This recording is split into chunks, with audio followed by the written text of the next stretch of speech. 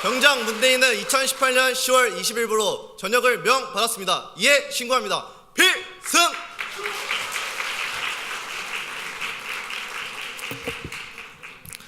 안녕하세요.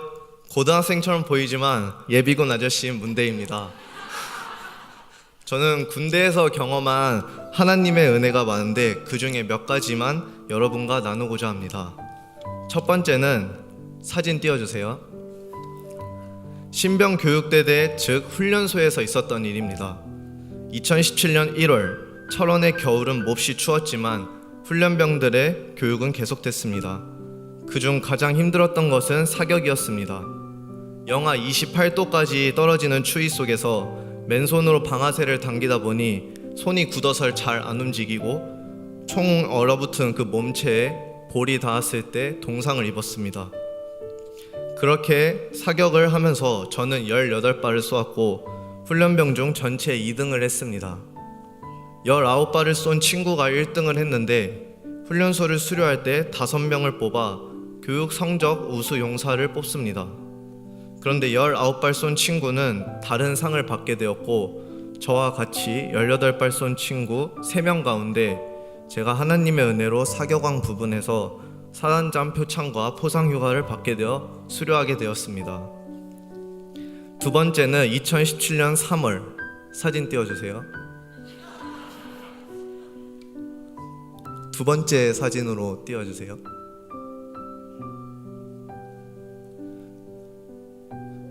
제가 자대 배치 받자마자 한 달도 안 돼서 다른 부대로 경계 근무 지원을 갔습니다. 그러던 어느 날 오전 10시부터 12시까지 근무를 쓰는데 10시 51분쯤 탄약고라는 화약 보관 창고가 있는데 그 창고 옆에서 스파크가 튀더니 연기가 나기 시작했고 바로 산불로 번졌습니다. 시기가 3월 말이라 매우 건조했고 탄약고 바로 옆이어서 매우 위험했습니다. 만약 늦게 관측하고 보고했다면 탄약고에 있던 화약이 폭발하여 많은 인원들이 피해를 입을 수 있는 위험한 상황이었습니다. 하나님의 은혜로 하지만 바로 발견하였고 보고해서 400명 되는 인원들을 모두 안전하게 구출하였고 이 일로 저는 연대장 표창을 받을 수 있었습니다. 세 번째 사진 보여주세요. 마지막 그 얼굴 확대된 사진. 네. 세 번째는 2018년 3월. 혹시 일말상초라는 말 아시나요? 여자친구 있는 병사들이 일병이 끝날 때부터 상병 시작할 때쯤 많이 헤어진다는 말인데 저는 일말상초에 슬럼프가 와서 몸과 마음이 지치고 힘들었습니다. 입술에서는 불평불만이 나오기 시작했고 모든 것이 귀찮고 하기 싫어졌습니다. 그러던 중 수요일에 사단 교회를 갔다가 6사단을 후원해 주시는 온누리교회로 파견 특송을 간다는 소식을 듣게 되었습니다. 저는 제 임무 외에 주말마다 중대 군종병으로서 섬기고 있었는데 후임병과 함께 가기로 했습니다. 병사들이 쉬는 토요일 주일 1박 2일 일정이라 힘들었지만 기회를 놓치고 싶지 않았습니다. 온누리교회에서 토요일 청년부 예배와 주일 예배를 드리면서 찬양과 말씀을 듣고 기뻤습니다. 매주마다 집 잊지 않는 사람들이 98% 이상인 부대 교회에서 예배를 드리고 꽉 막힌 부대 생활에 답답하고 힘들었던 저에게 숨통이 트이는 시간이었습니다. 복귀 후 파견에서 받은 하나님의 은혜와 기쁜 마음을 간직하고 다시 기도하기 시작했습니다. 그러면서 저의 입술에서는 불평불만이 아닌 감사가 흘러나왔고 군 생활에 활력을 얻기 시작하면서 다음 달인 4월에 예상치 못했던 분대장까지 맡게 되었습니다. 마지막으로 2018년 9월, 8월, 9월, 10월 연속으로 휴가를 나오게 된 저에게 만나는 사람들마다 또 나왔어? 언제 저녁이야? 다음 달에 또 나온다고? 라는 질문을 듣고 있었고 저는 마지막 휴가가 8박 9일이라 거의 다 끝난 것처럼 말했었습니다. 그런데 9월 휴가가 끝나고 부대로 복귀해서 추석 연휴를 부대에서 지내게 됐는데 8박 9일 예정이었던 마지막 휴가가 3박 4일로 바뀌었다는 소식을 듣게 되었습니다. 어떻게 된 일인지 알아보니 사용할 수 있는 포상휴가가 18일로 제한되는데 이미 제가 18일 넘게 사용해서 4박 5일이 없어지고 3박 4일만 남게 된 것입니다. 군인에게 휴가란 목숨만큼이나 소중한 건데 하루 이틀도 아니고 5일씩이나 제한된다니 저는 당황스럽고 화가 났습니다. 휴가를 나가고 싶어서 열심히 군생활을 했고 그 결과로 어렵게 얻은 포상휴가인데 이렇게 못 나가게 하다니 저는 어떻게든 나갈 수 있는 방법을 찾고 싶었습니다. 추석 연휴 내내 고민했고 소대장님, 행정보급관님, 중대장님 등 많은 간부님들을 찾아뵈면서 얘기를 하면서 2주간 시간을 보냈습니다. 그런데 저에게 돌아온 말은 데이야, 보내주고 싶은데 나에게 권한이 없어서 어쩔 수 없다. 너 휴가 4일밖에 못 나간다 였습니다. 정말 그때 많이 좌절하고 있었는데 갑자기 제 머리를 스치고 간 것이 있었습니다. 데이야, 하나님께서 다 이유가 있으시지 않을까? 기도하고 하나님의 뜻을 기다려보자. 너가 하려고 하지 말고 하나님께서 하시기를 기도하자라는 생각이 번뜩 들었습니다. 물론 그 전에도 기도는 했지만 제 스스로 해결하려는 의지가 더 강했던 것 같습니다. 그래서 저는 마음을 비우고 하나님께 기도하기 시작했습니다. 그리고 마지막으로 대대장님께 편지를 썼습니다. 하루 이틀, 그렇게 5일이 지나도 연락이 없어 저는 휴가 9일이 아니라 4일만 나가라는 뜻인가 보다 하며 생각을 정리했습니다. 그리고 10월 6일 토요일 부대 개방 행사가 있었고 아빠는 교회로 출근하셔서 못 오시고 엄마와 동생, 삼촌만 오셨습니다. 행사를 맞아 럭키 세븐이라는 포상휴가 추첨하는 시간이 있었습니다. 저는 어차피 받아도 못 나가는데 하며 별로 관심을 갖지 않았고 부대 안내를 해드리고 있었습니다. 그러다 추첨하는 곳을 지나면서 엄마와 저는 혹시 당첨되면 휴가 보내주지 않을까 하는 얘기를 하고 있었습니다. 근데 그때 연대장님의 깜짝 방문으로 3박 4일 포상을 더 주신다고 하셨고 추첨을 했는데 할렐루야, 여러분 맞습니다. 제가 당첨된 것입니다. 그래서 결국 포상이 아닌 다른 휴가로 조정해서 정말 하나님의 은혜로 휴가를 7박 8일 나오게 되었습니다. 원래 나오려던 9일보다는 하루 적었지만 이게 어딥니까? 제가 휴가를 돌려받기 위해 혼자 아둥바둥 노력해도 되지 않았던 것들이 마음을 비우고 하나님께 기도하며 모든 걸 맡기니 이루어졌습니다. 하나님의 은혜를 경험한 일들이 많지만 기회가 된다면 다음에 이야기하도록 하고 21개월간 군생활을 하면서 유해발굴과 KCTC라는 과학화 전투훈련, 헬기를 타고 공중 강습하는 훈련 등 많은 일들을 잘 마칠 수 있도록 기도해 주신 모든 성도님들과 안전하게 건강히 전역할 수 있게 해주신 또 지금 이 자리를 통해 저의 경험을 나눌 수 있게 해주신 하나님께 감사드리며 간증을 마칩니다. 감사합니다.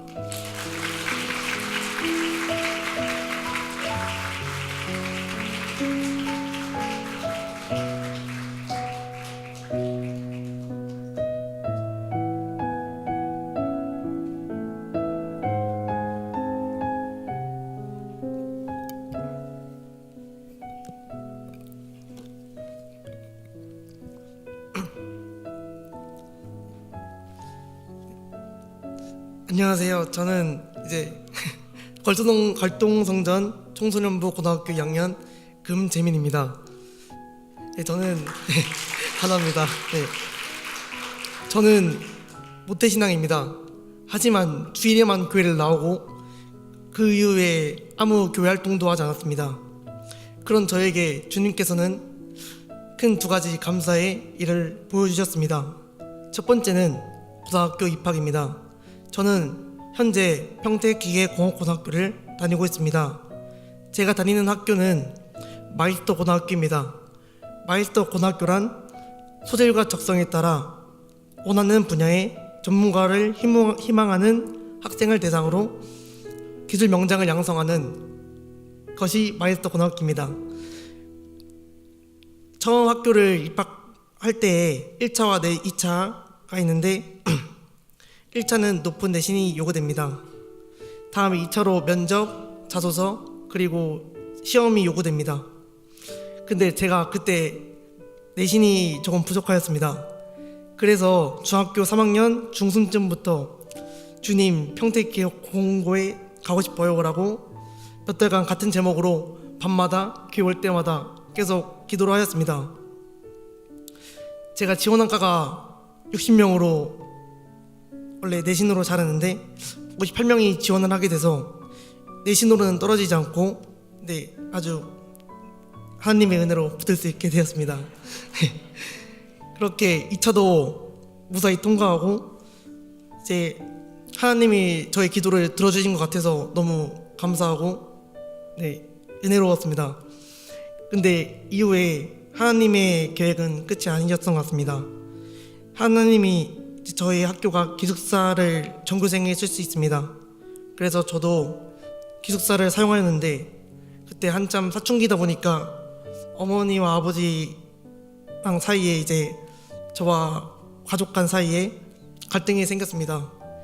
그런 갈등이 기숙사로 인해 가족과 떨어져 있다 보니까 가족에 대한 애틋함 그리고 소중함 그런 것을 느낄 수 있어서 하나님께 정말 감사했습니다. 그리고 두 번째는 청소년부 여름 수련회입니다. 학교 성적이 좋으면 그 학생들만 방학 때 특별 수업을 들을 수 있습니다. 고등학교 1학년 때 학교 성적이 좋아서 기뻤지만 아쉽게도 특별 수업을 참여해야 해서 청소년부 수련회를 참여하지 못하였습니다. 고등학교 1학년 시절을 그렇게 학업에 열중하면서 보내고 고등학교 2학년이 되었을 때 청소년부 여름 수련회가 너무너무 가고 싶었습니다. 그래서 방학 때 특별 수업 대신 청소년부 여름 수련회를 참여하게 되었습니다. 저는 모태 신앙이지만 지금까지 소리를 내서 기도해 본 적이 단 한 번도 없었습니다. 하지만 여름 수련회 때 저녁 집회 기도회가 있었는데 그 기도회마다 울부짖으면서 주님이 저의 주인이십니다 라고 고백하였습니다. 그렇게 간절히 기도를 계속하던 중 이제 방언을 하였습니다. 저는 머리로는 하나님께서 계시는 것을 알고 계셨지만 이제 마음으로는 알지 못했던 것 같습니다. 그렇게 이제 그 이후로 방언 이후로 여름 수련회 때의 그 영광이 저희 신앙에 큰 변화를 일으켰습니다. 이제 새벽 기도회를 나가게 되고 금양로 예배를 나가고 청소년부 찬양팀으로 섬기게 되었습니다. 이제 평탄하지는 않았지만 주님께서 감사할 수 있는 생각과 마음이 생겼습니다. 오직 주님께 감사드리며 영광을 올리겠습니다. 네, 감사합니다.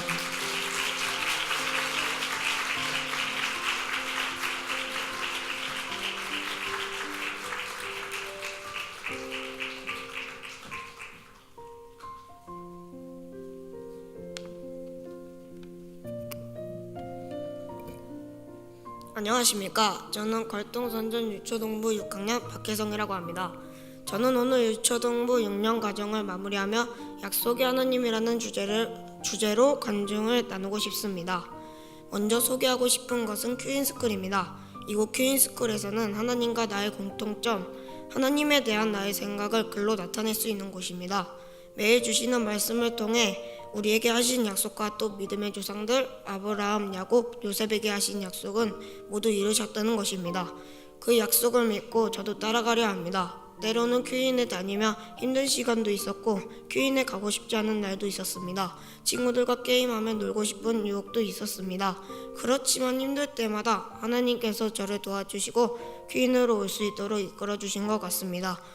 큐인스쿨에서는 말씀을 하고 난 후 중간에 간식을 먹는 시간이 있는데 그 간식 시간에서는 한 가지를 꼭 빼먹지 않는 게 있습니다. 바로 간식을 먹기 전에 하는 기도와 암송입니다. 하나님께 이 간식을 주심에 감사하며 기도를 합니다. 그리고 저에게 지혜를 주셔서 말씀을 잘할 수 있도록 기도합니다. 기도가 끝나면 송구영시 때 매년 고르는 은혜의 말씀을 외웁니다. 그 말씀을 외우면서 하나님께 감사를 전합니다. 저의 은혜의 말씀은 빌립보서 4장 13절 내게 능력 주신 자 안에서 내가 보는 것을 할 수 있느니라. 이 말씀을 암송할 때마다 꼭 그대로 될 거라 믿습니다. 또 말씀을 하고 난 후 마지막에는 꼭 기도문을 씁니다. 하나님께 주신 은혜의 말씀이나 하나님께서 택하신 인물의 행동을 써서 똑같이 본받자는 기도문을 했습니다. 하나님께서는 기도를 받으실 때 기뻐하실 것이라고 믿습니다. 제게 퀸이라는 말씀을 통해 하나님을 알게 되는 곳이자 하나님이 저에게 주시는 말씀으로 그대로 살도록 노력하며 하나님에 대해서 더 잘 알고자 하는 곳이 바로 저의 퀸입니다. 그래서 이렇게 좋은 하나님을 저만 알고 있지 말고 전도해야 한다고 생각합니다. 그렇다고 제가 말을 잘해서 설득할 수 있는 것도 아니고 모든 힘과 말씀의 권세를 하나님께서 주셔야 제가 친구에게 전도할 때 떨리지 않고 잘할 수 있을 거라 믿습니다. 제가 만난 하나님은 약속의 하나님이듯이 하나님께서 하신 약속은 우리에게 넘치도록 많습니다. 하지만 그 중에 하나님께서 우리에게 하신 제일 큰 약속이 있습니다. 바로 예수님을 믿고 구원받아야 천국을 갈 수 있다는 것입니다. 누군가에게는 구원만이 또 누군가에게는 의미 없는 일일 수 있습니다. 하지만 우리는 하나님을 믿는 크리스천이기에 이 약속은 하나님께서 꼭 지키시고 우리는 그 하나님의 약속을 따라가는 것이 마땅하다고 생각합니다. 이 약속은 우리에게도 임할 것이고 우리 후세에도 이 약속이 임할 것입니다. 그 다음으로는 유초동부입니다. 유초동부는 1학년에서 6학년까지 다닙니다. 유초동부에서는 하나님의 말씀을 비교적 쉽게 설명하고 지금은 가스펠 프로젝트라는 것을 하고 있습니다. 이 책은 모든 말씀이 하나님과 예수님이 관련이 있다는 것을 알게 해줍니다. 예를 들자면 하나님께서 아브라함에게 너의 자손은 하늘의 무뼈처럼 많을 것이라는 약속을 하셨습니다. 이 자손에서 예수님이 오셨습니다. 유초농부에서는 성경 66권을 암송해서 하나님께서 이렇게 많이 오랜 세월 동안 우리를 위한 계획을 하셨다는 것을 알게 해줍니다. 그리고 유초동부의 여름성경학교는 하나님에 대해서 지금보다 더 깊게 들어가서 하나님을 알아보는 과정입니다. 이번 여름성경학교는 특별하게 외국인들과 함께 영어로 소통하고 외국인들이 와서 하나님의 말씀을 전해주셨습니다. 저희와 같이 놀고 먹고 하면서 새로운 경험의 시간이 되었습니다. 하지만 저희가 놀고 먹고 자도 언제나 하나님께서 저에게 임하셔 여름성경학교를 통해 깨닫게 하셨습니다. 우리의 생긴 것과 모습과 언어는 달라도 우리가 믿는 구원자는 오직 예수님뿐이며 같다는 것을 알게 되었습니다. 저는 성경책을 통해 저희를 구원해 주신 예수님을 알고 밥을 먹게 해줄 수 있게 해주고 움직이게도 해주는 그런 근원이 오직 말씀인 것을 다시 한번 깨닫게 되었습니다. 이처럼 저의 생활에서는 하나님과 저의 관계를 떼어놓으려고 해도 절대로 떼지지 않는 관계가 되었습니다. 왜냐하면 때초부터 하나님께서는 우리를 창조하시고 하나님을 닮은 형상이 되었고 하나님께서는 우리를 사랑하시기 때문에 절대로 떼어지지 않는 관계가 되었습니다. 우리 모두가 약속의 하나님을 잘 믿고 우리의 소망을 천국에 두고 함께 믿음 생활하기를 기대합니다. 오늘 이 자리에 서게 해주신 하나님께 그리고 김종훈 담임 목사님과 모든 성도님들께 감사의 인사를 올립니다. 감사합니다.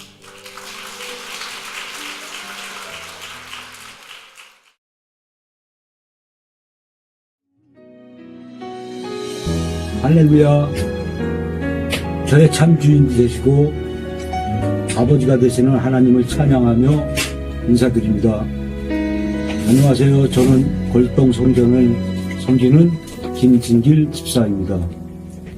한 달여 전 저는 알에 상처가 생긴 뒤 감염되어 알이 개사되는 질병에 걸렸었고 치료하던 중 하루빨리 알을 절단하는 것이 최선의 방법이라는 의사 선생님의 통보를 받았던 아주 절망적인 순간을 경험하였습니다.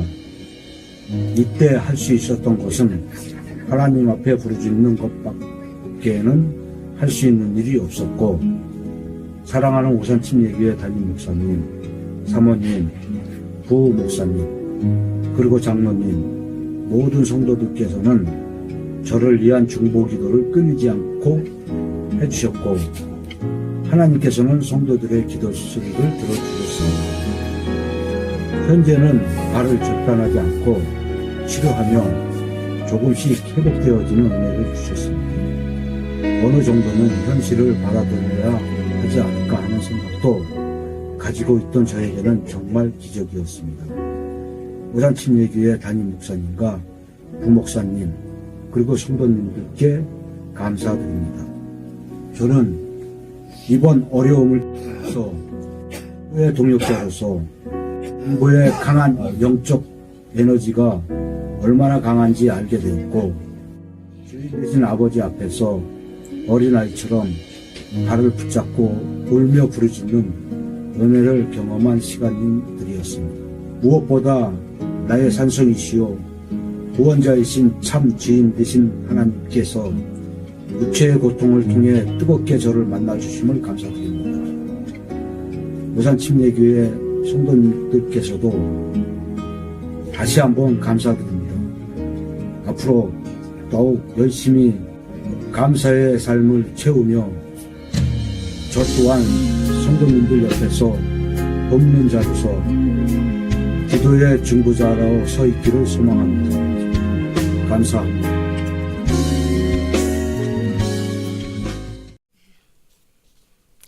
안녕하세요. 저는 골동 성전을 섬기고 있는 한지명 집사입니다. 제가 여기 서기까지 정말 많은 갈등을 했는데요. 갈등을 돌파하고 이 자리에 섰습니다. 저의 삶의 여정에서 어느 날 전혀 예기치 못했던 사건으로 인해서 저는 깊은 고난의 골짜기에 서야 했습니다. 저는 더 깊은 늪에 빠지지 않기 위해 한 손에는 하나님을 더 굳게 붙잡고 또 다른 한 손에는 꽃꽂이와 플룻을 잡았습니다. 꽃꽂이를 열심히 배워서 오산에 오기 전 섬겼던 교회에서 한 7, 8년 정도 강단에 꽃꽂이를 하면서 하나님의 전능하심을 구체적으로 보고 만지고 또 하나님의 아름다우심과 또 때로는 하나님이 얼마나 화려하시고 또 때로는 하나님이 얼마나 소박하신지를 섬세하게 느낄 수가 있었습니다. 이러한 멋진 하나님께 최고의 멋진 꽃다발을 드리기 위해서 정말 매주 기도로 준비하고 연구하면서 드리는 기쁨으로 아픔의 깊은 터널을 제가 헤쳐나올 수 있었습니다. 반면에 늦은 나이에 시작한 플룻은 쉽지 않았지만 힘든 시간을 함께 해주는 길동무로 큰 도움이 되었습니다. 오산에 오면서 플룻에 더 많은 시간과 또 물질을 투자하게 되었고 약 6년 전 우리 교회에 등록하면서 오케스트라에서 연주하기로 했습니다. 그런데 제가 가지고 있던 악기에 문제가 생기면서 새로운 악기를 구입해야 하는 그런 상황이 되었습니다. 그래서 이번 계기로 더 좋은 악기를 제가 갖고 싶었지만 저의 재정 상태는 여유가 없었습니다. 어떤 악기를 구입해야 할지 기도하다가 금양로 기도에 와서 이 문제에 집중하며 기도하기 시작했습니다. 기도 중에 악기를 구입하는 과정에 하나님께서 개입해 주실 것 같은 확신이 생겼습니다. 기쁜 마음으로 한 주를 시작했지만 제가 운영하는 사업에는 전혀 변화가 없었습니다. 만약 하나님께서 악기를 구입하는 과정에 개입해 주신다면 지금 사업에서 훨씬 많은 매출이 있어야 된다고 생각을 했었던 것입니다. 또 한 주간을 갈등과 기도로 보내면서 다시 금양로 기도에 나와 온 마음을 집중하며 하나님 앞에 기도했습니다. 하나님, 지금 제가 가지고 있는 플룻보다 더 좋은 것을 갖고 싶은데 제겐 지금 그런 여유가 없습니다. 하나님 도와주세요. 라며 간절히 기도하는데 내가 갖고 싶은 좋은 악기를 주마 라는 세미한 하나님의 음성을 느낄 수가 있었습니다. 그래서 확신을 가지고 기대하며 기쁨으로 돌아왔습니다. 이제부터는 매출에 큰 변화가 있을 것이라고 기대를 했지만 손바닥만한 구름은 보이지 않았습니다. 한 주가 지나고 또 두 주가 지나서 담당 목사님과 약속한 시간이 얼마 남지 않았기에 저는 결단을 해야 했습니다. 그러면서 그래, 전능하시고 부자이신 하나님, 아니 나의 아버지께서 내가 갖고 싶어하는 멋진 그 선물을 주시겠다는데 내가 더 이상 갈등할 이유가 없다는 생각이 들었습니다. 그래서 카드를 들고 서울 악기점에 갔습니다. 어느 상점에 너무도 멋진 플룻이 저를 기다리고 있었습니다. 제 형편에서의 거금을 겁도 없이 카드를 가지고 대출을 받아서 현금을 주고 악기를 구입을 했습니다. 그렇지만 한 달, 두 달이 지나도 사업장엔 변화가 없었고 오히려 그해 여름에는 장마가 어찌나 길고 지루했는지 평년보다 매출이 오히려 떨어졌습니다. 결국 저는 대출받은 원금과 또 비싼 이자까지 갚으며 힘겨운 시간을 보내야 했습니다. 그렇지만 하나님께서 주셨던 그 세미한 음성을 기억하며 기도하다가 어쩌면 하나님께서 내 사업이 아닌 다른 통로로 악기값을 주실 수 있다는 생각이 들면서 그렇다면 과연 어떤 통로로 주실까 궁금해지기까지 했습니다. 기대하며 기도하던 어느 날 저희 시댁에 바로 이 형님께 전화가 왔습니다. 저희 시댁에 작은 선산이 있는데 개활이 되기 때문에 그 산을 팔아야 한다는 내용이었습니다. 그런데 문제는 그 보상액에 맞춰서 다른 산을 구입해야 하기에 기도하자고 하셨습니다. 전화를 끊고 이 사건이 바로 기회일 수 있다는 생각에 제가 기도하기 시작했습니다. 하나님, 저희 땅은 비싸게 팔아주시고 싸고 좋은 땅 만나게 해주세요 라고 기도했습니다. 2달쯤 지나서 다시 형님께 전화가 왔는데 나온 산들이 너무 커서 가격이 맞지 않아 힘든 상황이라고 하셨습니다. 그래서 다시 기도에 전념을 했습니다. 하나님, 싸고 좋은 땅 만나게 해주시고 저 풀루값 주세요. 하나님께서 좋은 악기 주신다고 해서 비싼 악기 저 구입했습니다. 하나님 빨리 주세요. 마치 맡겨놓기라도 한 것처럼 당당히 구했습니다. 드디어 몇 달 후 동서 땅 구입했어 라고 연락을 주셨지만 가격에 대해서는 전혀 언급하지 않으셨습니다. 평소에는 대소사를 상세히 알려주셨던 형님이셨지만 하나님께서 작정을 하셨는지 일체 언급을 하지 않으셨습니다. 얼마 후에 가족 모임이 있어서 가보니까 정말 전에 산보다 훨씬 크고 또 너무 좋아 보이는 땅이 눈에 들어왔습니다. 모임 내내 가격에 대해서는 제가 정보를 들을 수가 없었습니다. 집에 오니까 정말 당연히 힘이 빠졌습니다. 그렇게 열심히 그렇게 간절히 기도했는데 제가 코너에 물리면 코너에 몰릴 때 늘 하는 습관이 있습니다. 말씀의 카드를 뽑는 일입니다. 그 카드에는 언제나 그랬었던 것처럼 범사에 감사해라 라는 말씀이 적혀 있었습니다. 그 말씀 앞에서 잠시 침묵이 있었지만 바로 제 입술에서는 하나님 너무너무 감사합니다. 만일 어쩔 수 없이 비싼 땅을 구입해야 했으면 그 차액을 형제들이 분담했어야 하는데 그 말이 없어서 너무 감사합니다. 이 사건을 감사로 마무리하면서 저는 포기하지 않고 다시 기도하기 시작했습니다. 하나님 풀루값 주세요 라고요. 그런데 기도를 시작하고 일주일쯤 지난 어느 날 퇴근을 하고 저희 아파트 정문을 막 지나는데 시동생한테 전화가 왔습니다. 형수님, 계좌번호 알려주세요. 지난번에 금매로 나온 좋은 땅을 싸게 사게 돼서 꽤 많은 차익이 생겨 형님들과 의논한 끝에 앞으로 관리 비용만 남기고 형제들끼리 나눠 쓰기로 했습니다. 그 금액은 풀루값은 물론이고 그동안 1년 가까이 지불했던 비싼 이자까지 포함되는 금액이었습니다. 할렐루야. 전화를 끊고 집에 가는 내내 저는 눈물로 감사의 기도를 하나님 앞에 드렸습니다. 지금 생각해도 제가 다행이고 감사한 것은 그리 아니하셨을지라도 감사했던 부분입니다. 이 사건을 통해서 하나님께서는 저를 더 인정해 주셨으리라고 생각합니다. 어려운 시대를 살아가고 있는 이때에 오직 감사만이 범사에 승리할 수 있는 지름길이라고 저는 생각을 합니다. 예수님의 정결한 신부로 잘 단장하고 준비되어서 하나님 앞에 서는 날 잘했다고 칭찬받는 저와 모든 성도님들 되셨으면 합니다. 감사합니다.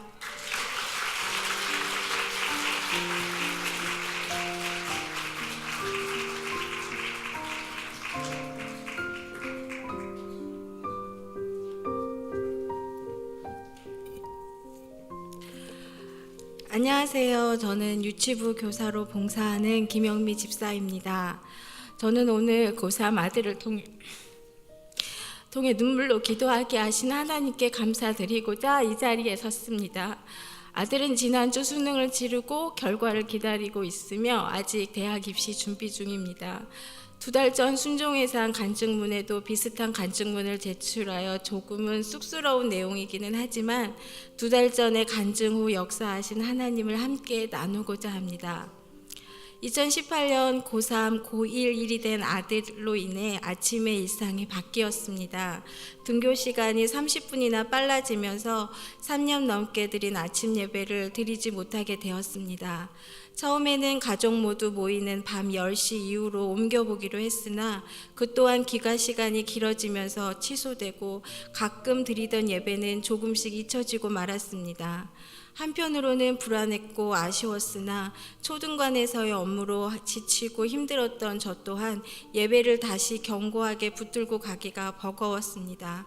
예배가 사라지고 나서 걱정도 점점 무뎌져 갔습니다.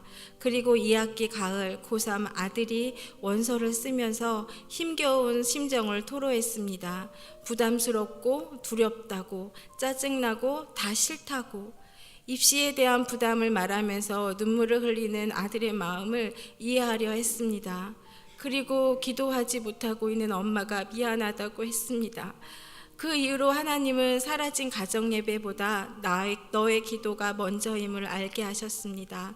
새벽 기도를 나가게 하셨습니다. 그리고 어리석은 나를 회개하게 하셨습니다. 수능 보기 한 달 전부터는 세교 성전의 수요 어머니 기도회를 가도록 하셨습니다. 수요 아침 예배의 찬양으로 섬기고 있는 저로서는 쉬운 결정은 아니었지만 김민수 전도사님께 부탁을 드리고 수요일 아침마다 세교 성전으로 달려갔습니다. 예배 첫날 저는 하나님이 저에게 왜 어머니 기도회로 부르셨는지 알게 되었습니다. 첫날의 기도는 들어간 순간부터 눈물이 되고 콧물이 되고 절규가 되었습니다. 하나님이 저를 얼마나 사랑하는지, 사랑의 증거로 아들을 선물로 허락하시고 맡겨주심이 얼마나 큰 복인지를 깨닫게 하셨습니다. 그리고 요게벳의 노래라는 찬양을 통해 제가 아들을 위해 드려야 할 기도 제목이 무엇인지를 확실히 알려주셨습니다. 작은 갈대 상자, 물이 새지 않도록 역청과 나무지를 칠하네. 어떤 맘이었을까 그녀의 두 눈엔 눈물이 흐르고 흘러 동그란 눈으로 엄마를 보고 있는 아이와 입을 맞추고 상자를 덮고 강가에 띄우며 간절히 기도했겠지. 정처 없이 강물에 흔들흔들 흘러내려가는 그 상자를 보며 눈을 감아도 보이는 아이와 눈을 맞추며 주저앉아 눈물을 흘렸겠지.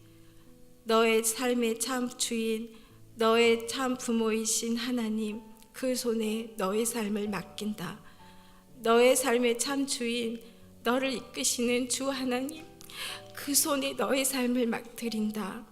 영미야, 너는 말씀의 역청과 기도의 나무진으로 갈대 상자에 물이 새지 않도록 하여라. 이제 흔들리는 세상에 건의가 띄어질 거야.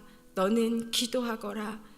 대학 합격만을 위함이 아니라 건의의 참 주인, 건의의 참 부모인 나에게 건의의 삶을 맡긴다고, 건의를 이끌 나에게 건의의 삶을 드린다고 기도해야 한다. 그러면 내가 책임질 것이고 두려움과 걱정은 사라질 것이다. 하나님은 저에게 아들의 눈물로 입시 실패를 걱정한 저를 위로해 주셨습니다.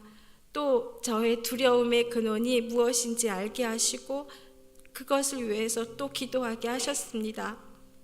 저는 10대 청소년까지는 교회를 다니다가 20대 대학 입학과 동시에 하나님을 멀리하였습니다. 대학 생활의 세상 문화와 가치관을 접하고는 내가 알던 하나님을 흔한 다른 신 중에 하나였다고 인정하고 교회에 나가지 않은 것입니다. 지금도 생생하게 들리는 말이 있습니다. 교회 선배의 충고의 말, 하나님께 얼마나 혼나야 정신 차리려고 하냐. 비아냥거리는 그 말투, 그 말이 저를 더욱 다시 교회로 돌아가지 못하게 하였습니다. 그 방황의 10년의 시간이 끝나고 유경석 집사를 만나 오산 침례교를 통해 다시 하나님을 만난 것입니다. 그래서 저에게는 20대의 젊은 신앙생활은 없습니다. 하나님은 말씀하셨습니다. 그것이 두려움의 근원이고 오해일 뿐이라고. 그것은 저에게 큰 위로가 되고 힘이 되었습니다. 나처럼, 우리 건이가 나처럼 20대의 혈기가 우물한 교회 안의 교육이 세상 가치관보다 수준 낮은 것으로 여기면 어쩌지? 하는 그 염려의 뿌리였던 것입니다. 하나님은 요게벳이 갈대 상자를 보면서 주저앉아 울부짖듯 저도 20대 성인을 준비하는 아들을 위해 울부짖게 하였습니다. 요게벳처럼 기도하게 하셨습니다. 염려의 뿌리도 해결하도록 도와주셨습니다. 또한 요게벳의 믿음을 통해 모세가 건져지게 되고 이집트의 왕자로 자라듯 하나님의 역사하심의 방향은 어미의 기도와 믿음과 간절함에 따라 달라질 것이라고 하셨습니다. 저는 그래서 이렇게 기도합니다. 어느 곳에 있어도 이 아들은 하나님이 책임지실 것을 믿습니다. 중요한 건 연약한 믿음의 이 어미입니다. 저의 믿음을 굳건히 하시고 지혜를 주시옵소서. 수능 보는 날 아들을 보내고 학원 행사로 아침부터 여러 곳을 다닐 때 차 안에서 찬양을 들으며 기도했습니다. 시험을 치르는 아들의 그 자리에 갈 수는 없지만 간절히 기도했습니다. 지치지 않고 끝까지 최선을 다해 하나님 자녀의 든든한 하루를 보내게 해달라고, 나 또한 눈물의 무게만큼 자녀를 드리는 훈련을 하고 있음을 느끼게 해달라고. 저는 많은 성도님들 앞에서 간증할 만큼 믿음도 영성도 크지 못합니다. 다만 오산 침례교회에서 결혼하고 자녀를 통해 하나님을 만난 것, 그래서 오산 침례교회 사랑합니다. 건민이를 교회 마을에서 자라게 하심도 너무나 감사합니다. 그래서 시작은 미약해도 그리스도 가정으로 굳건히 세워주실 것이라는 약속의 말씀을 붙들고 아이들의 나이만큼 저도 조금씩 하나님 자녀 나이로 성숙하게 자라가고 있음을 믿습니다. 지금까지 부족한 간증을 들어주셔서 감사합니다.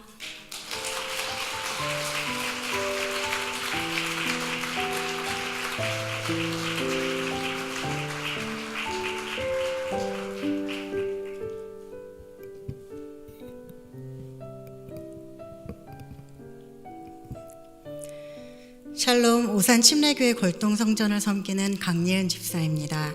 먼저 한없이 작은 자이지만 153 감사대행진 간증 페스티벌을 통해 받은 은혜를 나눌 수 있는 바로 이 자리에 세워주신 하나님께 감사를 드리고, 삶 속에서 의무적으로라도 감사를 세워볼 수 있도록 감사 보물찾기를 할 수 있는 기회의 장을 만들어주신 담임 목사님께 감사를 드립니다. 저는 믿음의 배우자 대신 불신자의 남편을 전도하면 된다는 오만으로 결혼을 하였고, 살면서 왜 성경에 고린도후서 6장 14절 믿지 않는 자와 멍에를 함께 지지 말라고 했었는지 뼈저리게 느끼며 살았습니다.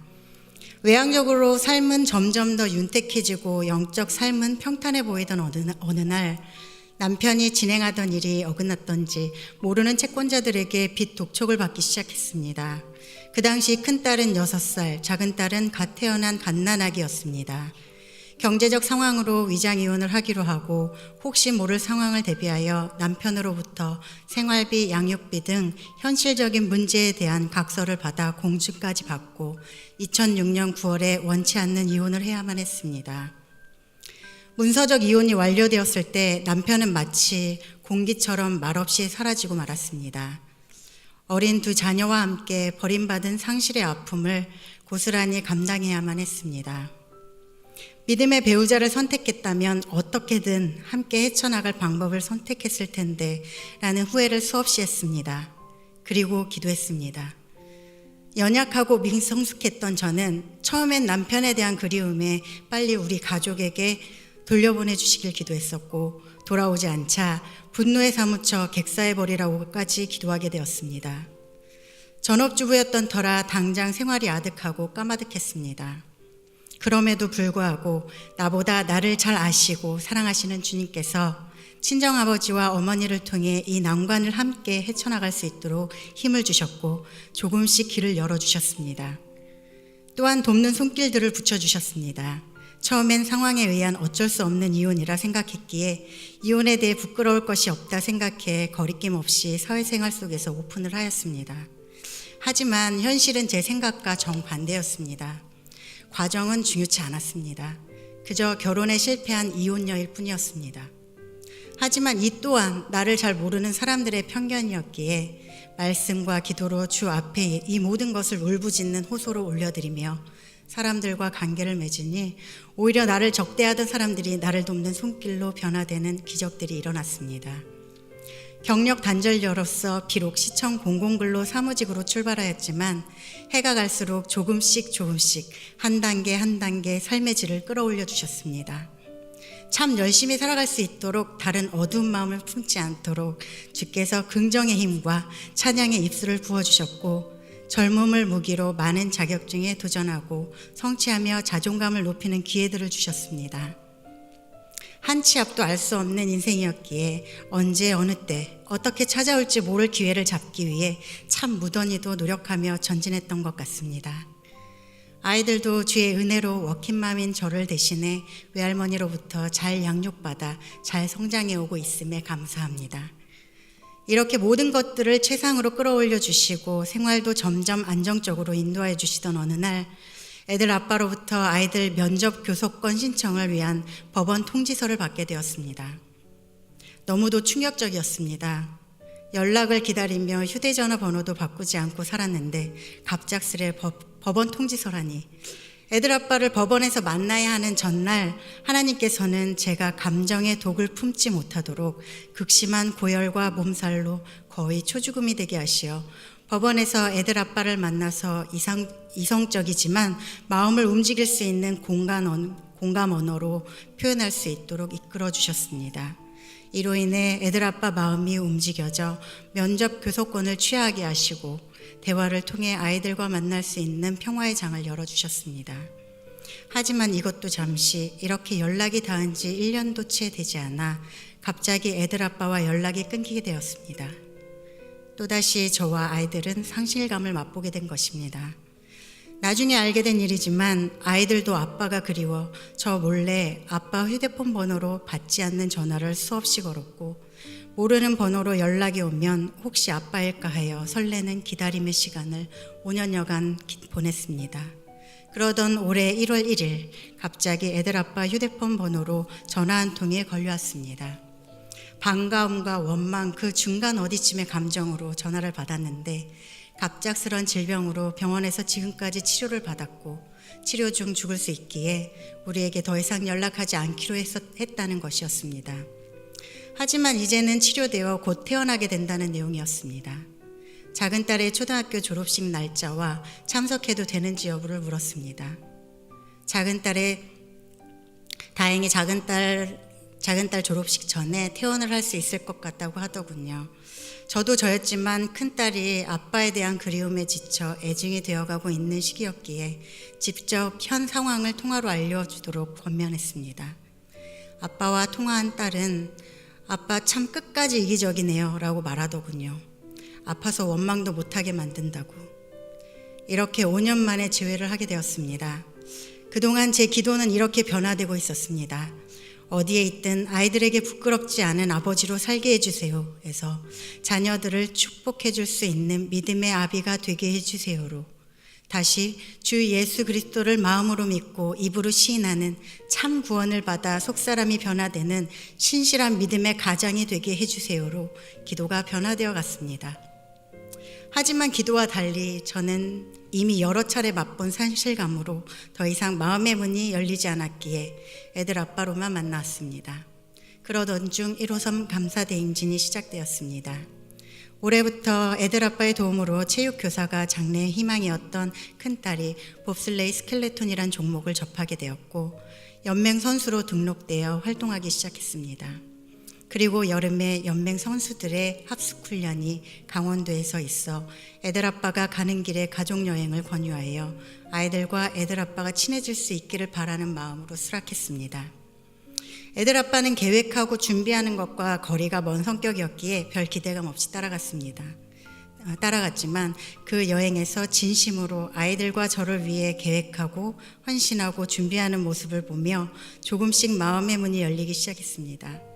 치료 중 죽을 고비를 여러 차례 넘긴 애들 아빠의 이야기를 들으며 아이들의 간절한 기다림으로 올린 기도의 응답임에 감사와 감동의 눈물이 났습니다. 어느덧 시간이 흘러 153 감사대행진이 끝나는 지금까지 저와 애들 아빠, 아이들 각자를 만지시고 상처를 치유하시며 회복시키시고 계십니다. 애들과 아빠의 관계도 조금씩 가까워지고 알아가는 과정이며 저와 애들 아빠도 다시 연애하는 것처럼 좋은 감정으로 회복되어가는 과정 중입니다. 그렇지만 관계 회복이 될수록 제게 더 짙게 깔려오는 의로운 부담감이 생겼습니다. 애들 아빠는 하나님을 알지 못하고 성경도 인문학적 시각으로 받아들이는 사람 중 하나입니다. 장거리를 이동할 때, 세차로 시승식을 할 때, 사업에 막힘이 있을 때 제가 기도하겠다고 말하고 소리내어 기도를 했습니다. 그리고 아멘으로 답하게 하였습니다. 또한 부족한 입술이지만 주님이 이끄신 제 삶을 나누기도 하였습니다. 애들 아빠가 어떤 마음으로 받아들이고 있는지 저는 알지 못합니다. 하지만 섬세하고 치밀하며 완벽하신 주님께서 지금까지 저와 저희 가정을 최상으로 이끄시고 만져주신 것처럼 분명히 기도대로 신실한 믿음의 가정으로 세워주실 것을 믿고 감사함으로 기도합니다. 지금까지 부족한 제 간증을 믿음으로 들어주신 성도님들께 감사드리며 저희 가정을 위해 기도를 부탁드립니다. 가정의 축복권자인 건강한 믿음의 가장이 되게 하시며 신실한 믿음의 가정으로 롤모델이 되도록 기도를 부탁드립니다. 감사합니다. 매일의 감사가 기적을 일으킵니다. 솔리데오 글로리아.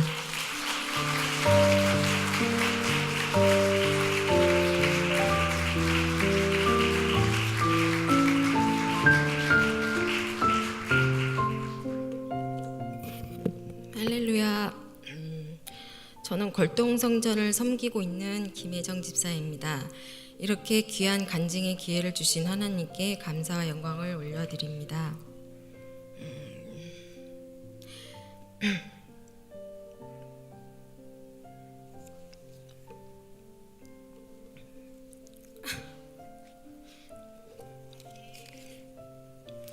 저의 삶을 놀라운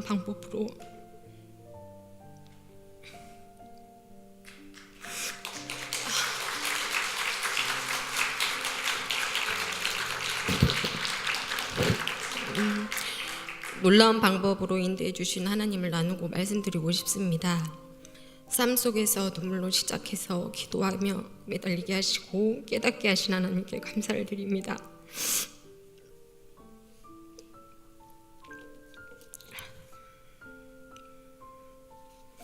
남편과 저의 결혼 생활은 물질적인 어려움을 가지고 시작했습니다. 큰딸을 출산했을 때 신랑은 오산에 있는 새 직장에 출근하면서 저희 부부는 뜻하지 않게 주말 부부로 살게 되었습니다. 출산 후 우울증이 찾아왔고 새벽에 아이의 젖을 물리면서 남편이 곁에 없다는 사실 때문에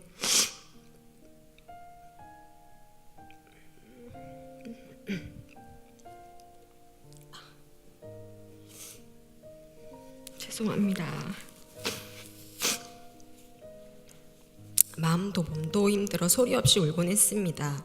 친정엄마의 기도와 보살핌으로 큰딸을 예쁘게 성장했지만 회사 기숙사 생활하는 남편은 주말마다 무거운 발걸음으로 돌아가야 했습니다. 1년을 주말 부부로 지내면서 신랑은 오산에서 온 가족이 함께 살았으면 좋겠다고 얘기를 했습니다. 그렇지만 막상 아는 사람도 없고 오산에서 새롭게 적응하는 것도 걱정되고 이사를 갈 수 있는 형편도 아니었습니다. 사정을 들은 친정엄마는 같이 기도해보자, 하나님이 함께 하시니 모든 것 다 맡기고 기도하자고 말씀하셨습니다. 엄마의 그 말에 눈물이 얼마나 났는지 모릅니다. 친정엄마가 옆에 계셔서 큰 힘이 되어주셨습니다. 그 당시 저는 교회에 다니고 있었지만 그저 몸만 왔다 갔다 했습니다. 마침 교회에 성경 퀴즈가 있었는데 원래 교회에 큰 관심이 없던 저는 아무렇지 않게 하는가 보다 했습니다. 그런데 성교회에서 저보고 퀴즈대에 같이 나가자고 하셨습니다. 저는 마음도 복잡하고 성경 말씀도 잘 모르고 해서 할 자신이 없다고 말했지만 성교회장님께서 그냥 나가서 앉아만 있어도 괜찮으니 요한복음 말씀을 읽으면서 기도하자고 말씀하셨습니다. 그래, 순종하자, 못해도 나가자, 그러면서 말씀 보고 기도하자 다짐은 했지만 말씀 이해가 안 되고 어려웠습니다. 막상 퀴즈 대회가 시작되었는데 신기하게도 제 순서 때마다 저는 한마디도 못하는데 상대팀이 답을 틀리면서 점수가 계속 깎아먹는 거였습니다. 그래서 결국 저의 선교팀은 2등을 했습니다. 생각지도 않았던 결과라 다들 너무 좋아하면서 감사하며 기쁨에 난리가 났습니다. 저에게는 그 퀴즈 대회가 참 감사했습니다. 왜냐하면 퀴즈 대회를 계기로 말씀을 많이 보게 되고 기도하게 되었으니까요. 그리고 며칠 후 신랑의 전화가 왔습니다. 회사에 살 집을 마련해 주신다고 사장님께서 연락을 받았다는 것입니다. 이제 오산에 와서 함께 살자는 신랑의 말에 얼마나 감사하고 눈물이 나는지 모릅니다. 당장 가야지, 회사에서 신랑을 배려해주고 생각해줘서 이렇게까지 해주시는데 감사하다고 꼭 말씀드려야겠다는 신랑의 얘기한 뒤 온 가족이 오산으로 이사해 함께 살게 되었습니다. 신랑이랑 함께 살게 되어 너무너무 행복했습니다. 처음 오산에 이사한 후 여기저기 교회를 찾다가 순복음교회를 가게 되었고 집사님, 권사님께 반갑게 맞이해 주셔서 너무 좋았습니다. 열심히 봉사도 하고 아이를 낳고 새벽기도까지 다녔습니다. 그런데 그렇게 열심히 섬기던 교회가 갑자기 없어지게 되면서 저는 마음에 큰 상처를 받았습니다. 그 일로 교회를 한동안 다니지 못했습니다. 교회는 없어졌지만 그때 저희 가정을 사랑해 주시고 도와주시고 챙겨주셨던 집사님, 검사님께 이 자리에 안 계시지만 감사의 마음을 전하고 싶습니다. 열심히 다니던 교회가 없어진 후 여러 교회를 다녀도 말씀에 은혜 받지 못했습니다. 이렇게 겉도는 교회 생활을 하며 마음의 움직임이 없었을 때 같은 직장에서 우연히 김영란 집사님을 만나게 되었습니다. 저는 집사님에게 신앙생활에서 마음을 못 잡고 있다는 얘기를 하게 되었고 집사님은 그런 제 마음을 위로해 주었습니다. 그리고 여러 교회를 다니며 만족이 없던 그때 마침 오산 침례교회를 가보고 싶어서 주일 예배에 방문했습니다. 그런데 김영란 집사님이 앞에서 찬양을 하고 있는 거였습니다. 처음 찬양으로 예배를 시작할 때 많은 은혜를 받았습니다. 목사님 말씀도 은혜롭고 영란 집사님도 함께 있으니 너무너무 좋았습니다. 아이들과 함께 오산 침례교회를 섬긴 지 벌써 1년이 되었습니다. 그동안 적응하기 힘든 시기에 목자님, 목장 식구들과 함께 할 수 있어서 이겨낼 수 있었습니다. 힘들 때마다 기도해 주시고 중보해 주신 성도님들과 귀한 말씀을 전해 주신 담임 목사님께 감사를 드립니다. 남편은 아직 우리 교회에 나오고 있진 않지만 이것 또한 하나님께서 저에게 주시는 기도 제목이라고 믿습니다. 앞으로 남편도 함께 오산 침례교회에서 열심히 섬기길 바라며 이만 간증을 드립니다. 혹시 생각날 때 우리 가정을 위해서 많은 기도 부탁드립니다. 부족한 저의 간증을 들어주셔서 감사합니다.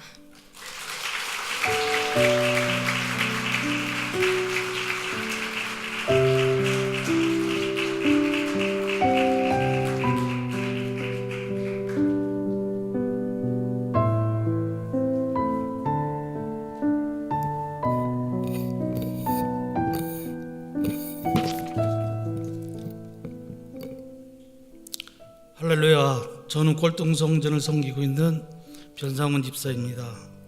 귀한 간증의 기회를 허락하신 하나님께 감사와 영광을 올려드립니다. 저는 지난 9월 27일 오산 침례교회 골동성전에 등록을 하고 이번에 실시한 골동성전 백사기 확신반을 수료하였습니다. 짧은 간증이지만 제가 확신반을 하면서 깨달은 은혜를 함께 나누려고 합니다.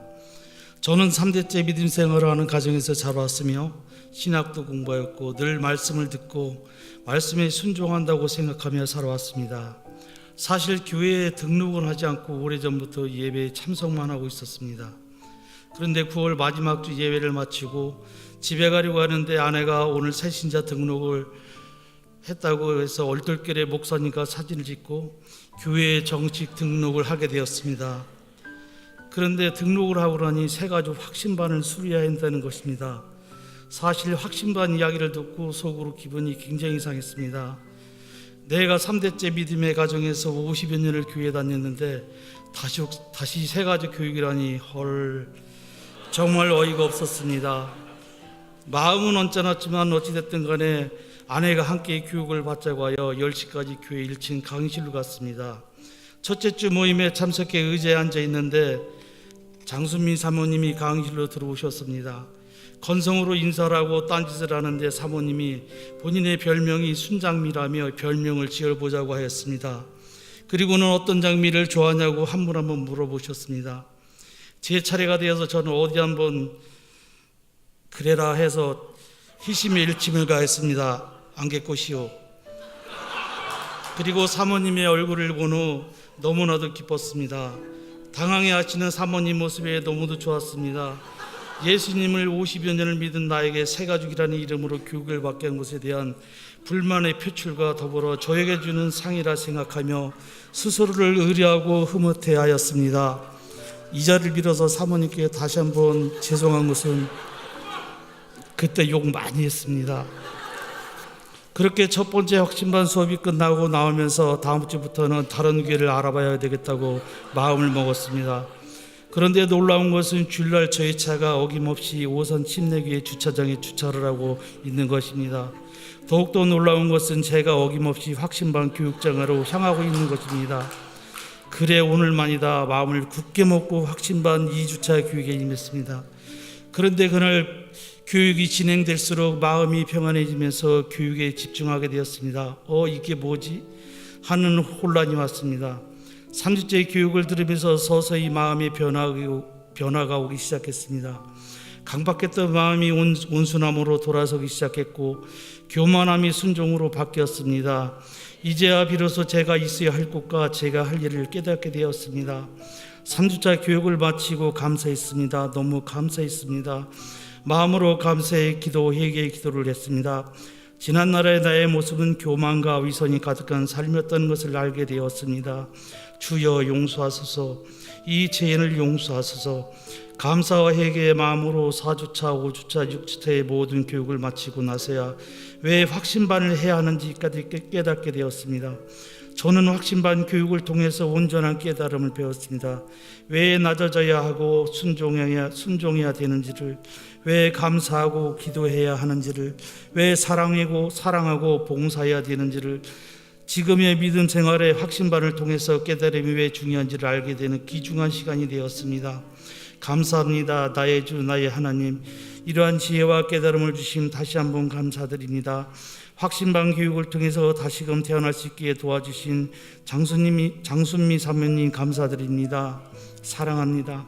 늘 살아계셔서 나를 붙잡아 주신 하나님 감사합니다. 오늘도 내일도 늘 죄로부터 승리하도록 도와주신 주님 감사합니다. 고맙습니다. 또한 이 자리에 서도록 도와주신, 이거는 내가 안 썼는데, 담임 목사님에게 진심으로 감사를 드립니다. 지금까지 저희 간증을 들으셔서 감사합니다. 감사합니다.